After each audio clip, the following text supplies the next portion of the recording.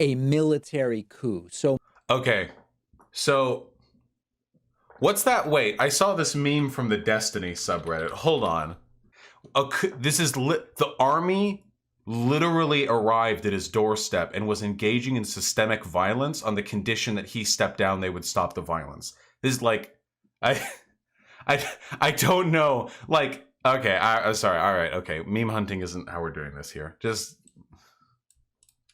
my goal here is to go through the whole story. Hopefully this will be enlightening. I know I'll be called a shill and all of this stuff, but who cares, right? I mean, we get one shot at I'll doing do it. things the way we actually see them. You only I'll do live it. once, and I'm going to do the stories with the nuance that I think they deserve. I'll call you a Because shill. that's really what's missing. The problem is there is too much black and white thinking in general in politics. People are either good or bad. The military is either good or bad. So This is something liberals love to do, by the way, which is they will argue in the hardest, the harshest terms against things for which it is convenient for them to argue against in that way. But anytime something kind of sort of slips by, anytime that they their logic would naturally arrive at a conclusion they're not comfortable with, they become obsessed with the concept of nuance rather than nuance itself. There is no nuanced take that leads to one calling this a military coup with finger quotations. But that's okay.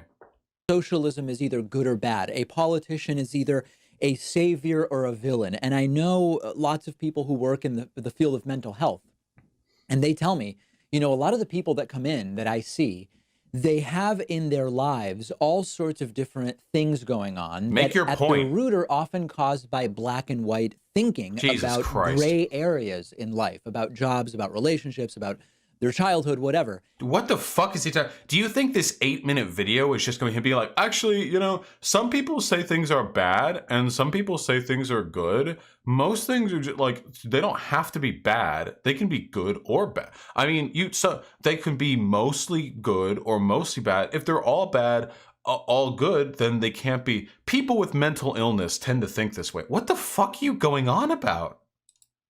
And I believe that the same is happening in politics and specifically with the Bolivia situation. So let's try to put that aside. Let's just all talk like reasonable people. No one's shilling here. Some people may be missing some of the facts. Some people may be coming to conclusions that are tinged by ideology. Let's not make these umbrella black and white declarations. Holy shit, we're a quarter of the way into the video and he hasn't said anything. By the way, I just want to point out, this is the definition of poisoning the well. So he has already implied that all of his detractors, his future detractors, and all of the people who believe that this is a military coup are having their position poisoned by ideology. They're not seeing nuance. They see everything black and white. And also that type of thinking is associated with mental illness. This is like the definition of poisoning the well. And I wouldn't mind that much if David Pacman was just another like radical skeptic, like dipshit YouTube bloodsport shitter. But David Pacman specifically actually generally tries to trend towards calm, nuanced discussion of issues. And he's a lib, so I'm not saying he always gets it right. But man, oh man, this is like really bad. And let's try to actually figure out what's going on. Please. So the Bolivian president, Evo Morales, was first in office in 2006. A few days ago, he resigned at the request or demand of the Bolivian military. And request or demand we can argue about, but it's not actually the most important thing. Why did this happen?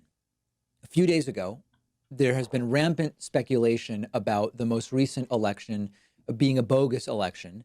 The Organization of American States put out a report saying that the election results were manipulated, including alterations, forced signatures, and wide-scale data manipulation.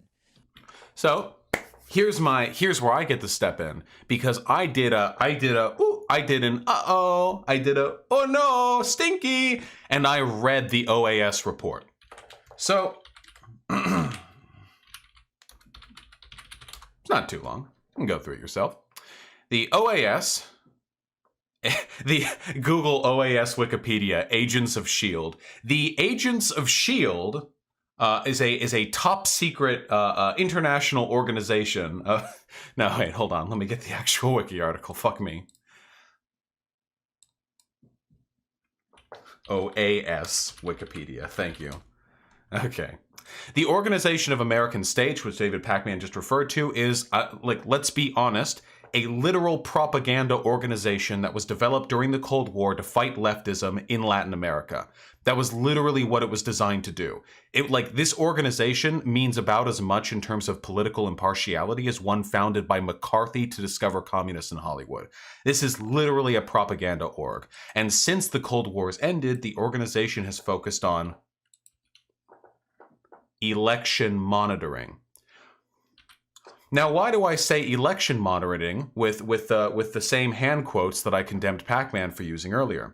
Well, the problem is that David Pakman was using these hand quotes to describe a willing resignation at the request of the military, the coup, which is undeniably a coup, inarguably, it meets the definition of a coup in every way. Whereas the Organization of American States was literally founded, objectively, no one would deny this, as an anti-socialist propaganda organization designed to combat the spread of leftism in Latin America. And oh boy, look at what they're doing here. The OAS report that they filed on Evo Morales' fourth presidential election, the most recent one, the one where the OAS said that it was fraudulent, that there was issue, I read it. The conclusion that they arrive at the end of their report does not follow from the data they have provided from it. It is bunk, and since the release of that report, it has been challenged all over the place. There are other people. I'm not going to get into the details of the OAS report. It takes much longer to dissect propaganda than it does to actually write it, especially when you're a organization funded by the United States government to disseminate anti-leftist propaganda. You can read it if you want. It's open for all of us to read. Go for it. The conclusion does not naturally follow from the data provided.